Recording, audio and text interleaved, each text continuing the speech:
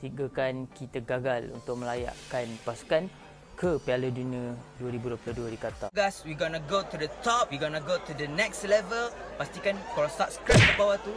Subscribe sekarang. Terima kasih kerana dah subscribe. Korang memang awesome. Roll it. Yo, what's up boys? Selamat datang ke channel Lanif Baru, channel Tersore Tanah Melayu. Terima kasih sebab korang dah klik video ni. Korang memang gerik sih.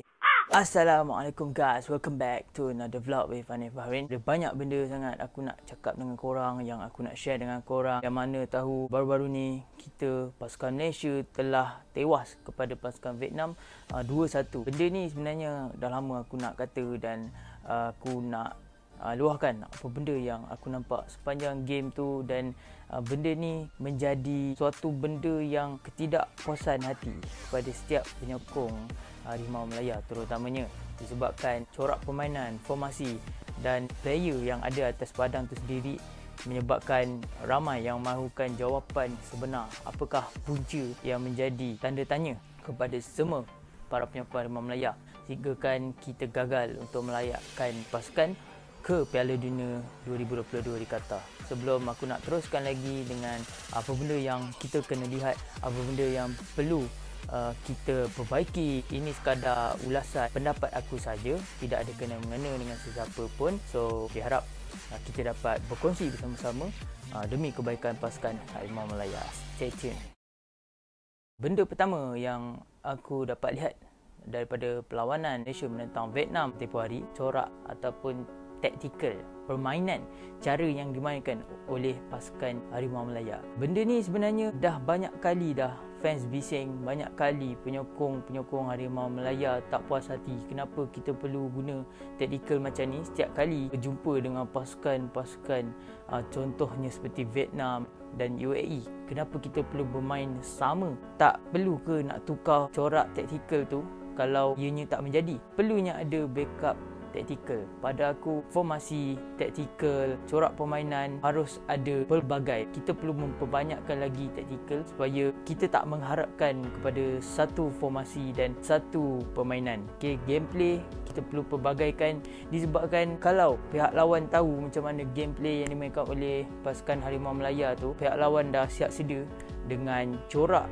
yang akan mengetatkan dan akan menghentikan permainan pasukan Harimau Melaya. Jadi kat sini perlunya ada taktikal yang sesuai. Okay? Benda ni memang agak rumit dan payah untuk buat, tapi tak ada yang mustahil. Perlukan kajian yang lebih mendalam, analisa setiap taktikal pasukan-pasukan lain. Yang kedua, lepas adanya formasi taktikal, gameplay yang cantik dan menarik dekat dalam pasukan tu, kita perlulah ada player yang bagus. Kita perlulah ada player yang boleh mengikut corak taktikal yang kita dah tetapkan. Pada aku, kalau kita dapat tengok game menentang Vietnam, okey, dekat bahagian serangan pasukan Harimau Melaya sangat-sangat mengecewakanlah bagi aku, disebabkan penyerang di bahagian depan tak dapat menghasilkan banyak sangat peluang untuk menghasilkan gol. Jadi benda ni perlulah dirisaukan. Okay? Walaupun kita bermain cantik, walaupun kita bermain mengikut tactical possession game, kita menang, tapi kalau tak ada gol, tak guna juga guys. Jadi perlunya pemain-pemain yang bagus. No. Ketiga, lalu ramai sangat pemain naturalisasi. Kat sini aku taklah highlight sangat. Banyak sangat pemain naturalisasi, tak adalah sampai 10 ke 7 ke 8. Tapi pemilihan tu, aku nak tekankan dekat pemilihan pemain naturalisasi. Sebenarnya yang aku dapat tahu, FAM dia tak dapat banyak sangat pilihan untuk memilih pemain naturalisasi untuk diserapkan ke skuad Harimau Melaya, disebabkan adanya syarat seorang pemain tu perlu berada di Malaysia ataupun bermain dengan pasukan di Liga Malaysia ni selama 5 tahun. Jadi pemain yang memenuhi syarat-syarat itu ialah Liridon dan Di Paula. FAM dia macam tak ada sangat pilihan. So yang adanya Liridon dan Di Paula, jadi kedua-dua orang pemain ini lah yang dipilih dan diberi kepercayaan untuk mewakili pasukan negara Malaysia. Mungkin kita tak boleh salahkan sangat kenapa coach pilih Di Paula dengan Liridon, disebabkan mungkin kita tak ada pilihan itu. Tapi lepas ni maybe kita ada banyak pilihan, disebabkan ada juga beberapa orang pemain luar negara yang telah bermain bersama pasukan dekat dalam Liga Malaysia ni dan nak sampai tahap 5 tahun tu. So nantikan.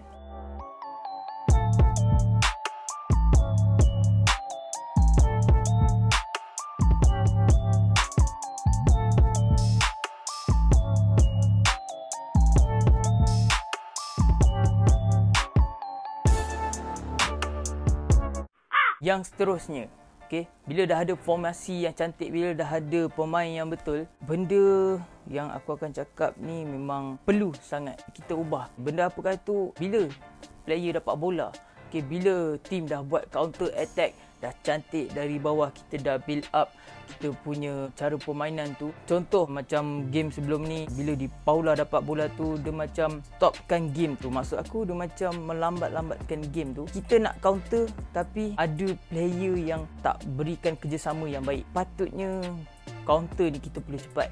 Kita tak boleh lambat-lambatkan game. Kita tak boleh lah nak hold bola tu terlalu lama.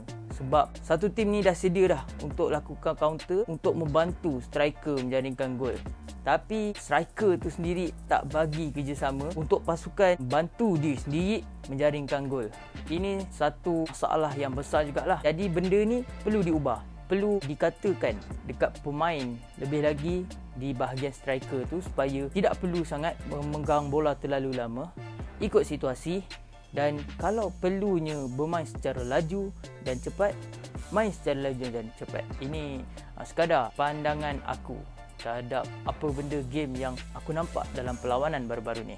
Okay guys, terakhir mungkin aku nampak penyokong Harimau Malaya sangat tak puas hati dengan corak permainan De Paula, disebabkan first vision untuk nak gol tu sangat kurang. Mungkin faktor usia, dia dah 30 lebih umur dia, mungkin tak sesuai untuk menjadi penyerang. Orang katalah dia agak malas untuk kejar bola apabila dia hilang bola tu. Macam jalan-jalan je nampak De Paula.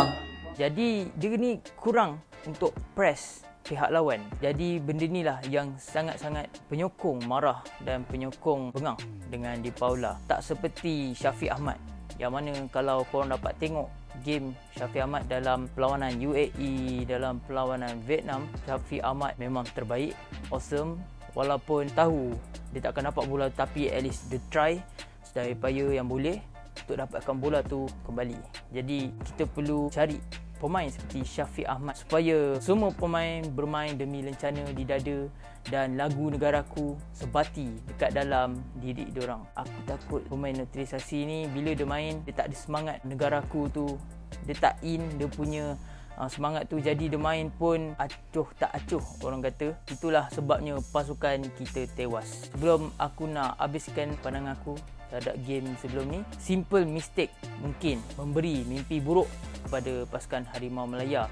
Kalau kita dapat tengok player Malaysia, kalau pegang bola dalam beberapa minit saja, bola boleh lost disebabkan mungkin passing tak sampai, mungkin selalu berebut bola, kurangnya komunikasi di antara rakan sepasukan.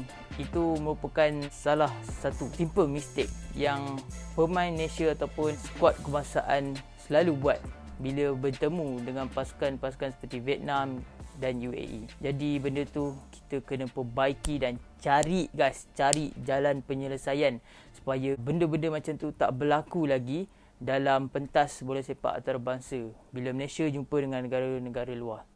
Okay guys, so aku rasa itu saja sedikit pandangan aku yang tak seberapa, tapi itulah benda-bendanya yang aku simpan dekat dalam hati ni.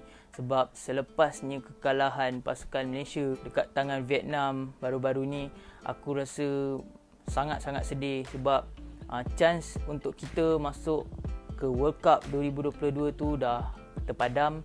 Tapi untuk Piala Asia, insya-Allah kita boleh main play-off dengan kejar tempat ketiga dalam grup G. Itulah dia luahan hati aku, pandangan aku terhadap apa benda yang pasukan bola sepak kebangsaan perlu buat. Sebab guys, aku sedih tengok penyokong Malaysia terutamanya, sebab ramai penyokong yang meletakkan harapan setinggi gunung. Aku dengar ada yang sampai solat hajat, ada yang doa tak henti untuk kemenangan Malaysia dalam perlawanan sebelum-sebelum ni. Tapi pemain, aku bukan nak kata diorang tak bagi 100%. Mungkin ada yang bagi 100% dan ada segelintir ni yang mungkin main tak ada feel tu. Jadi aku bercakap tu disebabkan benda-benda itulah. Aku harap terluah dapatlah sikit meredakan hati aku yang tengah panas ni, sebab kita tak dapat masuk ke World Cup 2022. Nak tunggu 2026 memang lama sikit guys. Video dah nak habis. Aku ingat sekali pada korang yang belum lagi subscribe channel ni, okay, insyaAllah boleh subscribe kat bawah tu. Kalau korang suka dengan video macam ni, okay, korang nak aku buat lagi, korang boleh bagi like button kat bawah tu. Korang boleh share video ni dekat member-member korang punya Halmah Melaya. Dan boleh komen kat bawah tu apa pandangan korang tentang game Malaysia dalam 2 perlawanan yang lepas bila menentang UAE dan Vietnam. Jadi untuk next video mungkin aku akan membincangkan ataupun memberikan pandangan yang lebih banyak lagi berkenaan isu bola sepak Malaysia, okay, terutamanya. So berjumpa lagi di next video. Aku ucapkan Assalamualaikum. Ciao guys, selamanya Harimau Malaya.